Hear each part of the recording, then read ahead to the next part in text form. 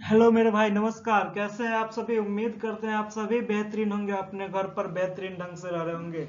आज हम कुछ लेट हो गए हैं, ठीक है। आज आपकी वीडियो 11:15 में प्रीमियर हो रही है, क्योंकि कुछ समस्या आने के कारण हम वीडियो को कल रात में नहीं बना पाए थे, तो आज लेट हो गया है भाई, तो सॉरी इसके लिए। तो हम क्लास को आगे बढ़ाते हैं। सामान्य अध्ययन से टियर 1 जो previous year question number set 30 लेकर के आए हैं आपके लिए।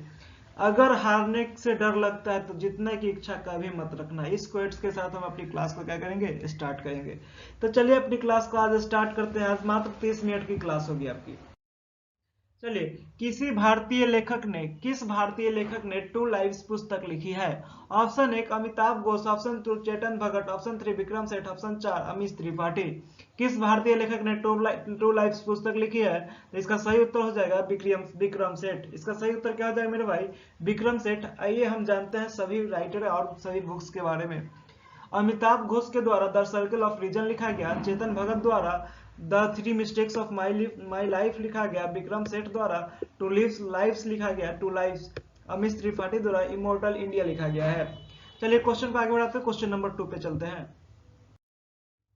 क्वेश्चन नंबर 2, कौन सी गैस वायुमंडल में गर्मी फैलाती है जिससे पृथ्वी गर्म होता है और ग्लोबल वार्मिंग का कारण बनती है?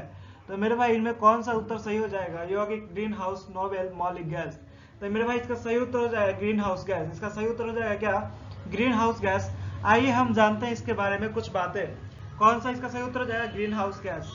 चलिए, ग्रीन हाउस गैस एक गैस है जो थर्मल इंफ्रारेड रेंज के भीतर विकिरण ऊर्जा को अवशोषित और उत्सर्जित करती है, जिससे ग्रीन हाउस प्रभावित होता है। पृथ्वी के वायुमंडल में प्राथमिक ग्रीन हाउस गैसें जल वाष्प H2O, carbon dioxide CO2, methane CH4, nitrous oxide N2O और ओजोन O3 है। तो मेरे भाई कौन कौन सा ग्रीन हाउस गैस है? ग्रीन हाउस गैस क्या करती है? पृथ्वी गर्म होता है जिससे, और ग्लोबल वार्मिंग का कारण बनती है। चलिए क्वेश्चन नंबर किस पे चलते हैं भाई? क्वेश्चन नंबर 3 पे चलते हैं। साहित्य के लिए नोबेल पुरस्कार प्राप्त करने वाले पहले चीनी व्यक्ति कौन थे?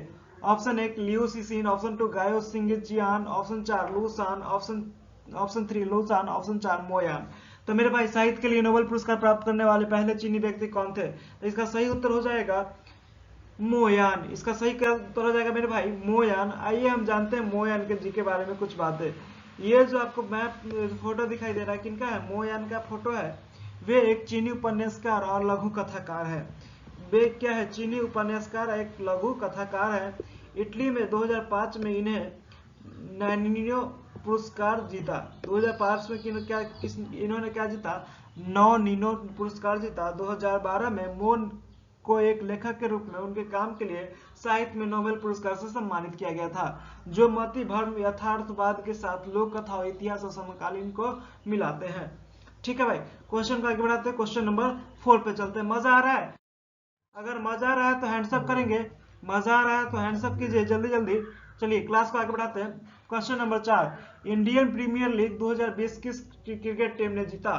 तो मेरे भाई Indian Premier League 2020 Mumbai Indians ने जीता था। किसने जीता था? मुंबई इंडियंस ने जीता। आइए हम जानते हैं इनके बारे में कुछ बातें। मुंबई इंडियंस के कप्तान कौन है भाई? रोहित शर्मा जी हैं। ये जो आपको सौरव गांगुली दिखाई दे रहे हैं, बीसीसीआई के अध्यक्ष हैं। और ये जो जय शाह जी हैं, अमित शाह जी के बेटे, ये कौन है? बीसीसीआई के सचिव हैं। तो मेरे भाई इंडियन प्रीमियर लीग 2020 किस टीम ने जीता था? तो सही उत्तर हो जाएगा मुंबई इंडियंस। मुंबई इंडियंस के कैप्टन कौन है? रोहित शर्मा है। क्वेश्चन को आगे बढ़ाते हैं। क्वेश्चन नंबर 5 पे चलते हैं। क्वेश्चन नंबर 5, श्रीलंका का राष्ट्रीय खेल कौन सा है? ऑप्शन 1 तैराकी, option 2 volleyball, option 3 cricket, option 4 basketball. तो मेरे भाई श्रीलंका का राष्ट्रीय खेल वॉलीबॉल है। इसका सही उत्तर क्या हो जाएगा? वॉलीबॉल। आइए हम जानते हैं श्रीलंका के बारे में विशेष बातें। ये जो आपको मैप दिखाई दे रहा है, श्रीलंका का मैप है। श्रीलंका हमारे देश से पाक जल मरुमध्य द्वारा अलग होती है। ठीक है, हमारे देश और श्रीलंका के बीच राम सेतु का निर्माण रामायण काल में करवाया गया था। अब हम जानते हैं श्रीलंका की राजधानी क्या है। श्रीलंका की वर्तमान राजधानी श्री जयवर्धन पुरे कोट्टे है। इसकी पूर्व राजधानी कोलंबो, पूर्व राजधानी जो कोलंबो है वहाँ की सबसे बड़ी शहर भी है। यहाँ की राजभाषा सिन्हली और तमिल है। और यहाँ के अंतरजातीय संवाद के लिए प्रयुक्त भाषा अंग्रेजी है, यानी कि मान्यता प्राप्त भाषा क्या है, अंग्रेजी भी है। यहाँ की सरकार एकात्मक अर्ध राष्ट्रपति संवैधानिक गणतंत्र है। इसके राष्ट्रपति गोटबाया राजपक्षे, प्रधानमंत्री महिंद्रा राजपक्षे जी हैं। यहाँ की विधायिका सांसद नाम से जानी जाती है। यहाँ की करेंसी यानी कि मुद्रा श्रीलंकन रुपी है। अब हम जानते हैं श्रीलंका के नेशनल सिंबल्स के बारे में। जैसे श्रीलंका का फ्लैग लायन फ्लैग के नाम से जाना जाता है, उसका जो चिन्ह है गोल्डन लायन पैसेंट है। एंथम है श्रीलंकन माथा, इसकी बटरफ्लाई है श्रीलंका का राष्ट्रीय बटरफ्लाई श्रीलंकन बर्ड विंग, इसका राजकीय पशु है गिजर्ड गेंट स्क्वायरल, इसका राजकीय पक्षी है श्रीलंकन जंगल फ्लो, इसका राजकीय फ्लावर है यानी फूल है ब्लू वाटर लिली, इसका राष्ट्रीय पेड़ है सेलन आयरनवुड, इसका राजकीय खेल है यानी कि राष्ट्रीय खेल है वॉलीबॉल। यानी कि श्रीलंका का राष्ट्रीय खेल कौन सा है मेरे भाई, सही उत्तर क्या हो जाएगा, वॉलीबॉल। आइए हम जानते हैं श्रीलंका के बारे में पूरे बात जान चुके हैं, तो क्वेश्चन नंबर 6 पे चलते हैं। आपको बहुत मजा आ रहा होगा कि क्लास में हैंड्स अप करेंगे, क्लास में मजा आ रहा है भाई तो हैंड्स अप करते रहिएगा। सोमू, सूरज, अमान, मनीष, श्रवण, अविनाश भाई, राजा बाबा, मोनू, सबको मजा आ रहा है भाई। चलिए क्वेश्चन को आगे बढ़ाते हैं। क्वेश्चन नंबर 6, मानव शरीर के किस अंग को शरीर का रासायनिक कारखाना कहा जाता है। तो मेरे भाई ऑप्शन 1 है यकृत, ऑप्शन 2 पेट, ऑप्शन 3 वृक्क, ऑप्शन 4 फेफड़ा। तो मेरे भाई इसका सही उत्तर हो जाएगा यकृत। इसका सही उत्तर क्या हो जाएगा, यकृत। आइए हम जानते हैं यकृत के बारे में कुछ बातें। देखिए यकृत को हमारे शरीर का रासायनिक कारखाना और बिजली घर कहा जाता है। यकृत एक प्रमुख स्रोत है जो भोजन को नए घटकों में तोड़ने के लिए जिम्मेदार है, जो शरीर को स्वस्थ रखने के लिए उपयोग में आता है। ठीक है, यकृत कुछ प्रमुख कार्यों जैसे पित्त का उत्पादन, आपसे क्वेश्चन पूछा है कि पित्त का उत्पादन कहाँ पर होता है, तो यकृत में। वसा का चयापचय कहाँ पर होता है, यकृत में। खनिजों और विटामिन का भंडारण कहाँ पर होता है, यकृत में। रक्त को छानना आदि शामिल किसमें है, यकृत में शामिल है। पेट क्या करता है, पेट भोजन के पाचन में मदद करता है। फेफड़े श्वसन की प्रक्रिया में मदद करते हैं। अब वृक्क क्या करता है, वृक्क के बारे में जानते हैं। वृक्क मूत्र के रूप में शरीर के अवशेष को हटाने में मदद करते हैं। यानी कि आप मानव शरीर के किस अंग को रासायनिक कारखाना कहा जाता है, तो यकृत। आप पेट, वृक्क और फेफड़ा के बारे में जान चुके हैं। तो क्वेश्चन को आगे बढ़ाते हैं, क्वेश्चन नंबर 7 पर चलते हैं। एक ऐसा बाजार जिसमें तैयार माल या सेवा खरीदे और बेची जाती है उसे क्या कहते हैं। तो मेरे भाई इसका सही उत्तर हो जाएगा प्रोडक्ट बाजार। इसका सही उत्तर हो जाएगा प्रोडक्ट बाजार। आइए हम जानते हैं प्रोडक्ट बाजार के बारे में कुछ बातें। चलिए आइए जानते हैं क्या होता है प्रोडक्ट बाजार। एक बाजार जिसमें अंतिम वस्तु या सभी सेवा खरीदी और बेची जाती है उसे प्रोडक्ट बाजार कहते हैं, यानी कि उत्पाद बाजार कहते हैं। चलिए अब हम जानते हैं फैक्टर बाजार क्या होता है, जिसे हम कारक बाजार के रूप में जानते हैं। फैक्टर बाजार, एक कारक बाजार यानी कि एक फैक्टर बाजार वह है जहां कंपनियां अपनी सेवाओं और वस्तुओं के उत्पादन के लिए कुछ भी खरीदती है। तो ये क्या हो गया, फैक्टर बाजार के बारे में आप जान गए। अब आप जानते हैं किसके बारे में, कमोडिटी बाजार के बारे में। ठीक है, एक वस्तु बाजार प्राथमिक और कच्चे उत्पादों को बेचने, खरीदने और व्यापार करने के लिए एक आभासी या भौतिक बाजार है। कौन भाई, कमोडिटी बाजार। ठीक है, इक्विटी बाजार मार्केट ट्रेडिंग इक्विटी यंत्र के लिए है, जिसे शेयर बाजार के रूप में भी जाना जाता है। इक्विटी बाजार को किस नाम से जानते हैं भाई, शेयर बाजार के रूप में भी जाना जाता है। क्वेश्चन नंबर हम 8 पे चलते हैं। क्लास में हैंड्स अप कीजिएगा, मजा आ रहा है तो हैंड्स अप करते रहेंगे। चलिए, अफीम युद्ध अंग्रेजों और किसके बीच लड़ा गया था। तो मेरे भाई अफीम युद्ध अंग्रेजों और चाइनीज के बीच लड़ा गया था। किसके बीच लड़ा गया था, चाइना के बीच लड़ा गया था। आइए हम जानते हैं अफीम युद्ध के बारे में कुछ शॉर्ट बातें। अफीम युद्ध अंग्रेजों और चीन के बीच लड़े गए थे। युद्ध 19वीं शताब्दी के मध्य में हुआ था। पहला चीन और ब्रिटिश के बीच 1839 से 1842 में हुआ था। दूसरा युद्ध 1856 से 1860 में चीन के खिलाफ फ्रांस और ब्रिटेन के बीच लड़ा गया था। तो मेरे भाई अफीम युद्ध अंग्रेजों और किसके बीच लड़ा गया, तो चीन के बीच लड़ा गया। Question number 9, sir Thomas Roe ने इंग्लैंड के राजा के राजदूत के रूप में किस मुगल शासक के दरबार का दौरा किया था। तो मेरे भाई सर थॉमस रो ने इंग्लैंड के राजा के राजदूत के रूप में जहांगीर के दरबार में दौरा किया था। किसके दरबार में दौरा किया था मेरे भाई, जहांगीर के दरबार में क्या किया था, दौरा किया था। चलिए तो आप क्वेश्चन को आगे बढ़ाते हैं। क्वेश्चन नंबर इसका सही उत्तर क्या हो जाएगा, जहांगीर। क्वेश्चन नंबर 10 पे चलते हैं। क्वेश्चन नंबर 10 क्या कह रहा है, निम्नलिखित में से दुनिया में सबसे गहरी तंग नदी घाटी गॉर्ज कौन सी है। तो मेरे भाई इसका सही उत्तर हो जाएगा काली गंडक गॉर्ज। इसका सही उत्तर हो जाएगा क्या, काली गंडक गॉर्ज। आप साथ साथ आंसर बताते चलेंगे और मजा आ रहा है या नहीं आ रहा है हैंड्स अप करते चलेंगे, कहीं कोई दिक्कत है तो बताते चलिए। चलिए, निम्नलिखित में से दुनिया में सबसे गहरी तंग नदी घाटी कौन सी है। इसका सही उत्तर हो जाएगा काली गंडक गॉर्ज। आइए हम जानते हैं इसके बारे में, सभी ऑप्शंस के बारे में कुछ बातें। काली गंडक गॉर्ज को हम कंठ के रूप में भी जानते हैं। काली गंडकी कंठ यानी कि दुनिया का सबसे गहरा कंठ है, यह नेपाल में स्थित है। ठीक है, इसके ऊपरी भाग को थाक खोला के नाम से जाना जाता है। उसके ऊपरी भाग को किस नाम से जाना जाता है, थाक खोला के नाम से जाना जाता है। अब हम आते हैं गारगंट डेल कोर्स के बारे में। गारगंटा डेल कोर्स स्पेन में स्थित है। यह कहाँ पर स्थित है भाई, स्पेन में स्थित है। आपसे क्वेश्चन पूछ सकता है गारगंट डेल कोर्स कहाँ पर स्थित है, तो आपका सही उत्तर क्या होना चाहिए, स्पेन में। बिकोस कंठ यानी बिकोस गर्ज कहाँ स्थित है, ग्रीस में स्थित है। टाइगर लिपिंग कंठ यानी टाइगर लिपिंग गुरुज कहाँ पर स्थित है, चीन में स्थित है। तो मेरे भाई दुनिया की सबसे गहरी तंग नदी घाटी गॉर्ज कौन है, काली गंडक गॉर्ज। क्वेश्चन को आगे बढ़ाते हैं, क्वेश्चन नंबर 11 पे चलते हैं। हीमोग्लोबिन और मायोग्लोबिन दोनों के निर्माण के लिए क्या आवश्यक है। तो मेरे भाई ऑप्शन इसका है calcium, vitamin B12, iron, vitamin A. तो इसका सही उत्तर हो जाएगा आयरन। इसका सही उत्तर क्या हो जाएगा, आयरन। हीमोग्लोबिन और मायोग्लोबिन दोनों के निर्माण के लिए आयरन आवश्यक है। क्वेश्चन को आगे बढ़ाते हैं, नहीं सॉरी, इसके बारे में जानते हैं। हीमोग्लोबिन और मायोग्लोबिन दोनों, हीमोग्लोबिन और मायोग्लोबिन उत्पत्ति के लिए आयरन की आवश्यकता होती है। हीमोग्लोबिन ऑक्सीजन पिगमेंट का वहन करता है। हीमोग्लोबिन किसका वहन करता है, ऑक्सीजन पिगमेंट का वहन करता है और प्रोटीन और कृत्रिम समूह से बनता है। यह पूरे शरीर में ऑक्सीजन पहुंचाता है, रक्त को रंग देता है। हीमोग्लोबिन रक्त का कलर किसके कारण आता है, तो हीमोग्लोबिन के कारण आता है। अब हम जानते हैं मायोग्लोबिन के कारण के बारे में। मायोग्लोबिन आरबीसी से ऑक्सीजन प्राप्त करता है और केवल मांसपेशियों की कोशिकाओं के लिए काम करता है। मायोग्लोबिन किसके लिए काम करता है, मांसपेशियों की कोशिकाओं के लिए काम करता है। यह शरीर के तापमान को नियंत्रित करने में मदद करता है। मायोग्लोबिन शरीर के तापमान को नियंत्रित करने के लिए मदद करेगा और हीमोग्लोबिन पूरे शरीर में ऑक्सीजन पहुंचाएगा और रक्त का रंग देता है, यानी कि रक्त का रंग किसके कारण लाल होता है, हीमोग्लोबिन के कारण। क्वेश्चन नंबर 12, नाइट्रस ऑक्साइड निम्नलिखित में से किसका रासायनिक नाम है। Option 1 laughing gas, option 2 mosquito repellent, option 3 tear gas, option 4 fire extinguisher. तो मेरे भाई इसका सही उत्तर हो जाएगा नाइट्रस ऑक्साइड लाफिंग गैस का रासायनिक नाम है। अब हम जानते हैं रासायनिक गैस यानी कि क्या कहते हैं, नाइट्रस ऑक्साइड के बारे में कुछ बातें जो लाफिंग गैस जिसे हम कहते हैं। नाइट्रस ऑक्साइड हास्य गैस का रासायनिक नाम है, जिसे डाई नाइट्रोजन ऑक्साइड के रूप में भी जाना जाता है, जिसका रासायनिक सूत्र होता है N2O। इसका रासायनिक सूत्र क्या होता है, N2O।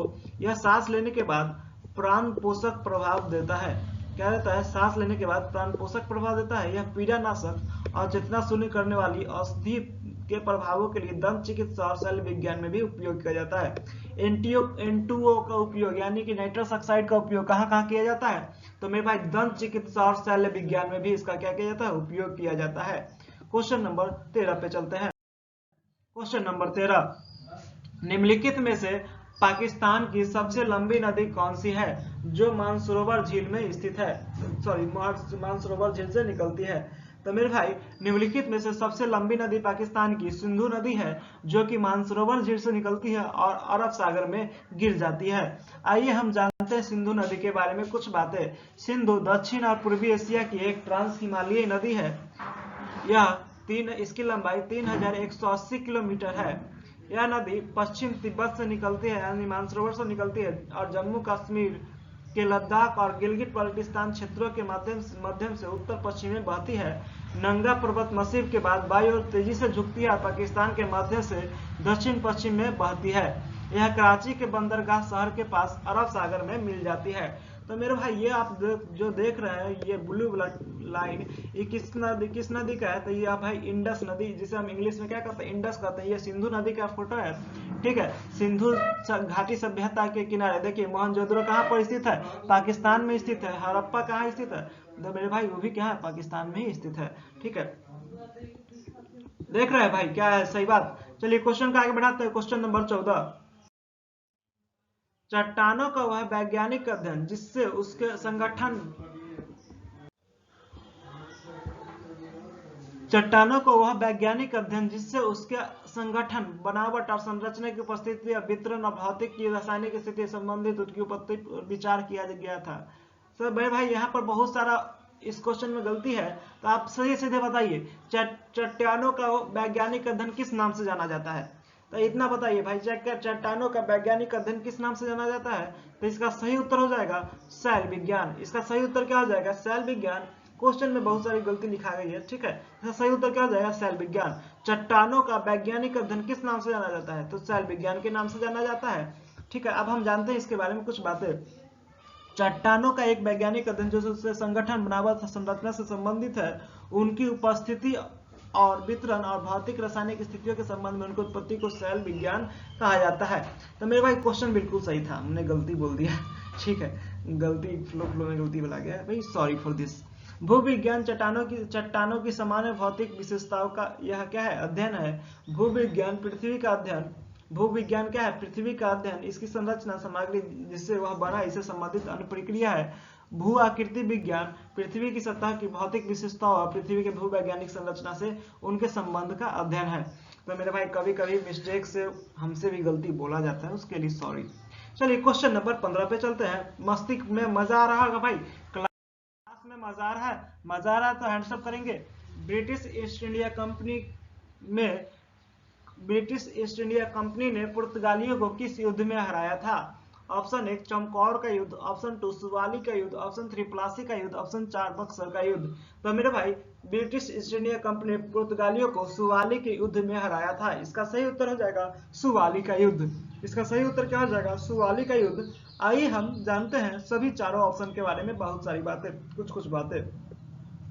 British east India company ने सुवाली के युद्ध में पुर्तगालियों को हराया था। यह युद्ध गुजरात में 29 से 30 नवंबर 1612 को हुआ था।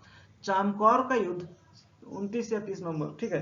चामकौर का युद्ध 1704 में गुरु गोविंद सिंह और बाजीर खान के बीच हुआ था। चामकौर का युद्ध किसके बीच हुआ था, तो गुरु गोविंद सिंह और बाजीर खान के बीच। तो बक्सर का युद्ध 1764 में शाह आलम द्वितीय और मीर कासिम और शुजाउद्दौला और ईस्ट इंडिया कंपनी की संयुक्त सेनाओं के बीच हुआ था। प्लासी का युद्ध 1757 में बंगाल के नवाब और अंग्रेजों के बीच हुआ था। तो मेरे भाई यहाँ से आपको सारी बातें मालूम चल गई होगी, एक बार रिवीजन हो गया होगा। प्लासी का युद्ध 1757 में, बक्सर का युद्ध 1764 में, चमकौर का युद्ध 1704 में और सुवाली का युद्ध 1612 में हुआ था। तो मेरे भाई क्वेश्चन को आगे बढ़ाते हैं, क्वेश्चन नंबर 16 पे चलते हैं। श्रीलंका में कितने प्रांत हैं, यानी कि श्रीलंका में कितने राज्य हैं। तो मेरे भाई इसका सही उत्तर हो जाएगा श्रीलंका में 9 राज्य हैं, 9 प्रांत हैं। एक उत्तरी प्रांत, एक दूसरा है उत्तर मध्य प्रांत, फिर तीसरा है उत्तर पश्चिमी प्रांत, फिर चौथा है पश्चिमी प्रांत, फिर पांचवा दक्षिणी प्रांत, फिर उबा, फिर छठा उबा, सातवां पूर्वी, आठवां सबरगुम्बा, 9वां मध्य प्रांत। यानी कि श्रीलंका में कुल 9 प्रांत है। तो मेरे भाई आप श्रीलंका के मैप के द्वारा सभी प्रांत को जान गए होंगे, उनकी अवस्थिति को भी जान चुके होंगे। तो क्वेश्चन को आगे बढ़ाते हैं। क्वेश्चन नंबर 17, किसमें किसी पूर्व कार्य की व्यवस्था नहीं होती है। ऑप्शन 1 सामरिक गठबंधन, ऑप्शन 2 फ्रेंचाइजी, ऑप्शन 3 संयुक्त उद्यम, ऑप्शन 4 ग्रीनफील्ड परियोजना। तो मेरे भाई इसमें सही उत्तर हो जाएगा ग्रीनफील्ड परियोजना। ग्रीनफील्ड परियोजना में सामरिक पूर्व कार्यों की विशेष व्यवस्था नहीं होती है।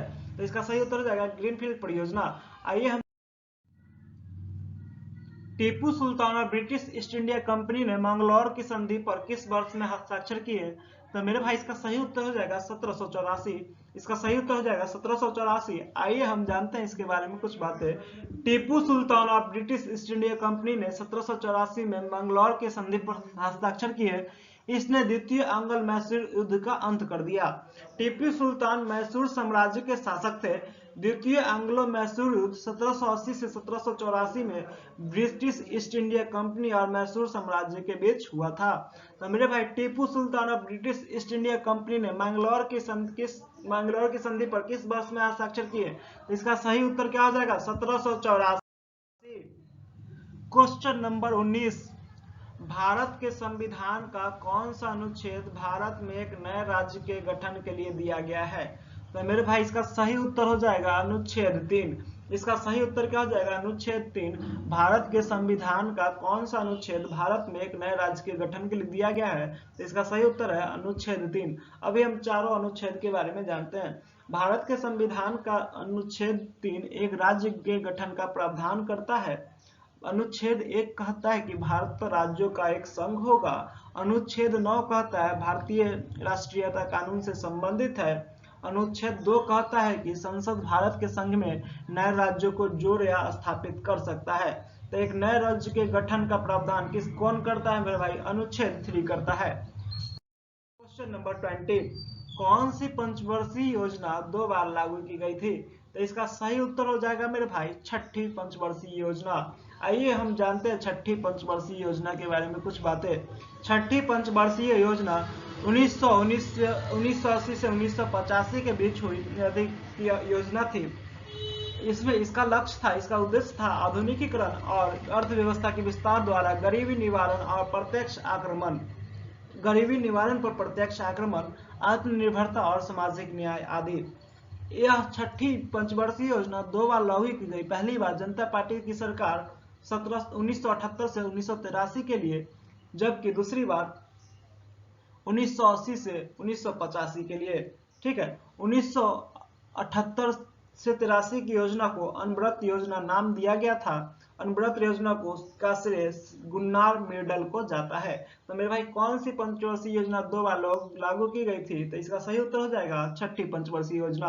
आप छठी पंचवर्षीय योजना के बारे में पूरी बातें जान चुके हैं। क्वेश्चन नंबर 21, दांतवाला समिति किससे संबंधित है तथा न्यूनतम समर्थन मूल्य एक वर्ष में कितनी बार जारी किया जाता है? तो मेरे भाई इसका सही उत्तर हो जाएगा न्यूनतम समर्थन मूल्य। दांतवाला संबंधित समिति न्यूनतम समर्थन मूल्य से संबंधित है और न्यूनतम समर्थन मूल्य को एक वर्ष में 2 बार जारी किया जाता है। यानी कि इसका ऑप्शन नंबर 3 क्या हो जाएगा? सही उत्तर हो जाएगा। क्वेश्चन नंबर 22 पे चलते हैं। भारत में आर्थिक नियोजन का स्वरूप क्या है? ऑप्शन 1 विकेंद्रित, ऑप्शन 2 निर्देशात्मक, ऑप्शन 3 समाजवादी और पूंजीवादी, ऑप्शन 4 इनमें से सभी। तो मेरे भाई इसका सही उत्तर हो जाएगा इनमें से सभी। भारत में आर्थिक नियोजन का स्वरूप विकेंद्रित भी है, निर्देशात्मक भी है, समाजवादी भी है और पूंजीवादी भी है। आप मेरे साथ साथ याद करते चलेंगे। आज की क्लास आपको कैसी लग रही है इसे भी आप बताइएगा। पहले वाली क्लास बेहतर थी या आज वाली है, या इस टाइप से ही कराया जाए? ठीक है, आप सारा का सारा फीडबैक आप लोगों से लेंगे कॉल करके सभी आदमी से। तो ठीक है, तो बताएंगे आप सभी कि आज की क्लास बेहतर लगी या पहले की लगती थी। क्वेश्चन नंबर 23 पे आते हैं। क्वेश्चन नंबर 23, भारत में कृषि आयकर लगाया जा सकता है? तो मेरे भाई भारत में कृषि आयकर राज्य सरकार द्वारा ही लगाया जा सकता है। इसका सही उत्तर क्या हो जाएगा? राज्य सरकार द्वारा। इसका सही उत्तर क्या हो जाएगा मेरे भाई? भारत में कृषि आयकर राज्य सरकार द्वारा लगाया जाता है। किसके द्वारा लगाया जाता है? राज्य सरकार द्वारा। कृषि आयकर को आय को काराधन से छूट दी जाती है और कुल आय में शामिल नहीं किया जाता है। केंद्र सरकार कृषि आय पर न तो टैक्स लगा सकती है नहीं उस पर कुछ कर सकती है, यानी कृषि आय पर केंद्र सरकार द्वारा टैक्स नहीं लगाया जा सकता। छूट खंड का उल्लेख भारत के आयकर अधिनियम की धारा 10(1) के तहत किया गया है। ठीक है, हालांकि राज्य सरकार कृषि पर टैक्स लगा सकती है। राज्य सरकार क्या कर सकती है? कृषि पर टैक्स लगा सकती है। क्वेश्चन नंबर 24 पर जाने से पहले 23 को रिवीजन करते हैं। भारत में कृषि आयकर लगाया जा सकता है किसके द्वारा? राज्य सरकार द्वारा। चलिए क्वेश्चन नंबर 24, ब्लैक पैगोडा के नाम से कौन सा मंदिर प्रसिद्ध है? तो मेरे भाई ब्लैक पैगोडा के नाम से कोणार्क का सूर्य मंदिर प्रसिद्ध है। इसका सही उत्तर हो जाएगा कोणार्क का सूर्य मंदिर। आइए हम जानते हैं कोणार्क के सूर्य मंदिर के बारे में।